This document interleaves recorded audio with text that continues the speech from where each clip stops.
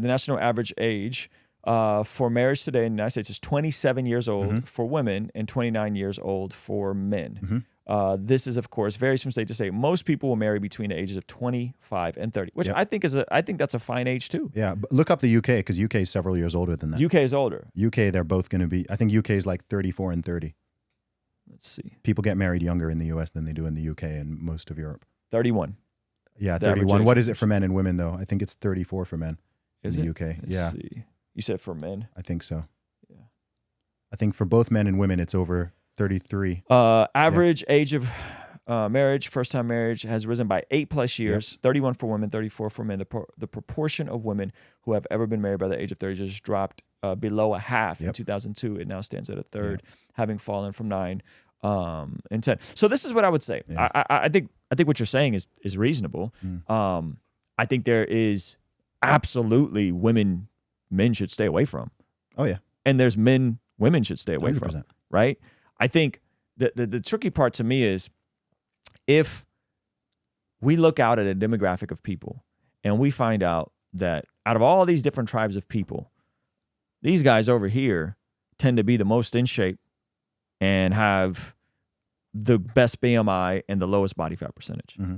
Wouldn't, if those folks over there are the leanest and have the best muscles and got the best body, and I aspire to build muscle, wouldn't I want to go over there and examine why are these people so successful? Absolutely. Right? This is the point I was making earlier about Christians leading by example. Leading by people example. wanting to be like them. Right. And so if we look at Christian marriage versus secular marriage, which, by the way, this entire notion that there's a 50% divorce rate is nonsense. It's it's between 35 and 40. That was a false statistic given based on when no-fault divorce laws passed and what they were projecting the divorce rate was. It never actually hit 50%, which is another red pill talking point, which is nonsense. I think most people say 40 to 50. Yeah, it's closer to 35. Okay. It's 35 to 40 in terms of folks that get divorced throughout their lifetime. Sure.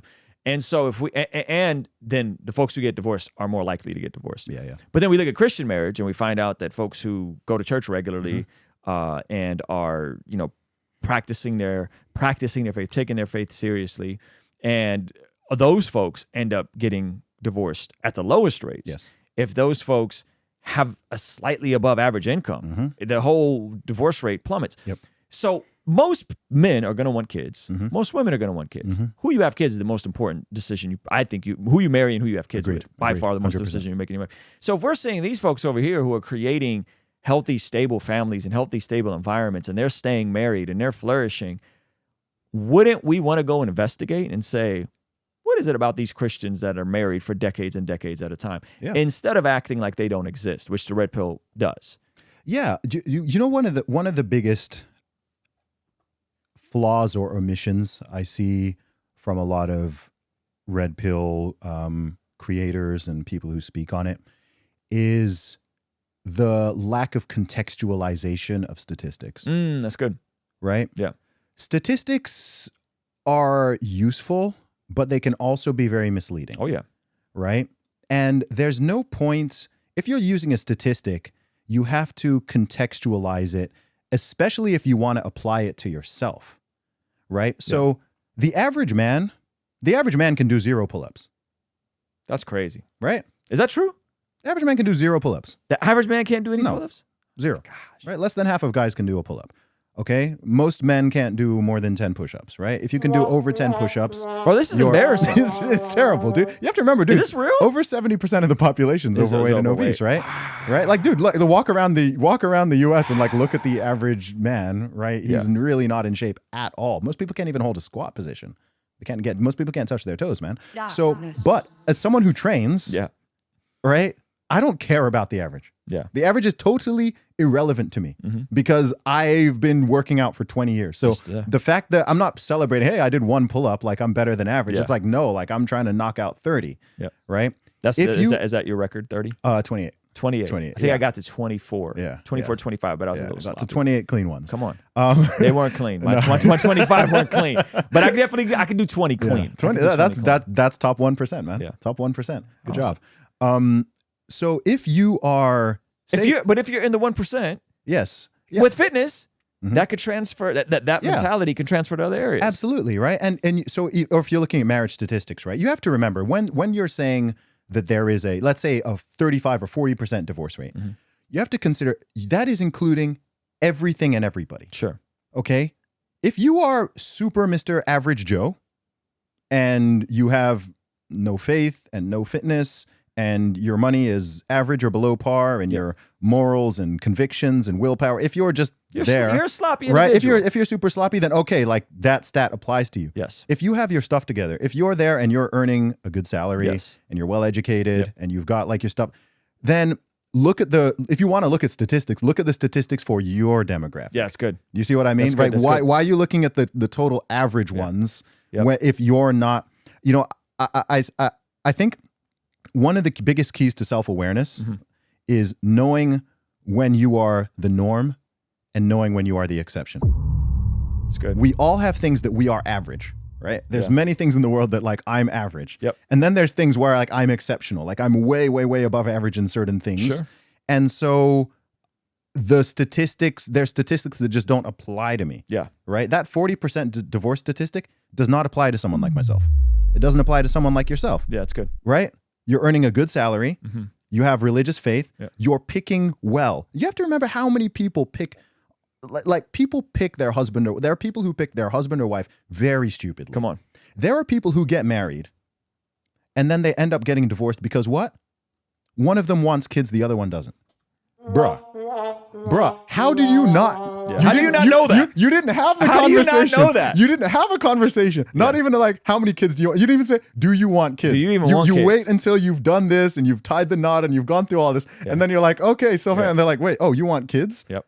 Like, bruh, like people make really, really dumb decisions. People get drunk in Vegas. Come on. And so all this is falling into the statistics. Pull up to the courthouse. All of this is Don't tell any of their loved ones. All of this is happening. All this is included in the statistics. Also included is people who had their third, fourth, fifth, sixth marriage, right? So with these statistics, I think it's very good to know what they are, but you have to contextualize them. Yes. And I see this happening on so many issues. People are just kind of taking data and stats and throwing out numbers out there, but they're not contextualizing it. Yeah. Right? Yeah. There are people who will not step foot in the USA because it has, I think the US has about 4 to 5 times the homicide rate, say, of the UK. Okay? So there's people in the UK or in Canada or in Australia, like they look at the stat and they're like, I will not go to the USA or I will not go to Chicago. Yeah. Where is that happening? Yep. Right? Yep. The vast majority of the US is pretty darn safe. Yep. There are pockets. There are places, little spots in cities, especially if you're involved in gangs or some other stuff where, okay, like that place is dangerous, man. Yeah. But it doesn't mean you can't go to the whole place. Earlier this year, I was in Johannesburg. I was in Cape Town, right? Yes. South Africa has a reputation. Oh my gosh, you're going to Johannesburg? Like, so you're going to, I'm like, I'm not going to go to the sketchiest areas and be hanging around on there with a rollie on like at 2 a.m. Right? This is wisdom. That's dumb. It's wisdom. So my point is, with all these statistics, I think they get thrown out and they get repeated and they get parroted and sometimes they even get inflated, but no one is saying, oh, wait, hang on. Actually, if you earn over $100,000 a year, I think the divorce rate drops below 15%. It's low. Right? The more you over 200, it falls off a cliff. Yeah. Okay. So say household earnings over 200,000. Don't quote me on this. It might be like under 10%. Yeah. And then you add the religious faith on top of that. Yeah. Or you add the other things on top, right? Like, so once you stack a couple of those things, if that is who you are, then don't be running with the, oh my gosh, it's a coin toss, because it's not for you. Right. And the fact that you are even thinking about it means that, okay, like you're gonna choose more selectively and so on. So you're gonna be more careful. Yeah. This is where I think, there's so much value in raising awareness of these things. I think it's very important for men in particular to know the potential downsides of some of these things. I think it's good to hear the horror stories, and it's good to hear about the mistakes people have made and the things people have done wrong. I think it's good to talk to people who have been through these things and be like, all right, like what would you have done differently or this, but don't only listen to the horror stories. Don't only listen to the people it went bad for, right? Talk to people who are in successful long marriages. Talk to people who have done this, who it's working for. Hey, how did you meet your spouse? How did you know that she was the one? How did you know this? Like ask for advice. My parents have been together almost 50 years, right? And so I'm blessed and I'm very fortunate that I'm in such a position. Yeah. So I'm like, cool. I want advice on some of this stuff. I have so many elders. I have people in my own family, so many friends, family friends who've literally been together decades and decades and decades and have very happy families. They're still madly in love and so on. And I'm like, cool. Like, hey, what's the secret? Yep. How have you done this? Like, you know, and it's right there. So, and I think, go ahead. Last point on this. I think part of the problem as well is that people who are in long-term happy marriages and so on, they're not usually making YouTube videos and running podcasts and doing like they're just doing their thing. Yep. They're kind of quiet. Or in my case, like I don't put my wife in public. It's not so public, right? Sure. So people know you're married. Yep. People know about this, but like they're not seeing it. And I understand the privacy angle, but I think I know for myself, do you know the thing that motivates me most to want to get married and want to have kids? Is seeing other people, men in particular, who are dads and they're having a great time and they got their kids and they got their wife and whatever. And I'm like, man, that's a flex. Like that's dope. You know, like I want that. Like seeing it, I think is extraordinarily powerful. And sadly, there are many people out there. The truth is there are millions of people out there who are not seeing it. They're not seeing it. Like you see it every day. You're in your church. You got your friends. You're seeing it all the time. But there are many people out there, both men and women, who they just don't see. It didn't work out for their parents. It didn't work out for their friends' parents. It didn't work out. The need for inspiration. You see what I mean? Where is the Christian version of the Bugatti? Wow. Yes. Right. Right. Because I think more men want what you just described than they actually want the Bugatti. Yeah, the Bugatti's a symbol, but you'll take the Bugatti if you don't. But I think most of us want legacy. I think most of us want kids.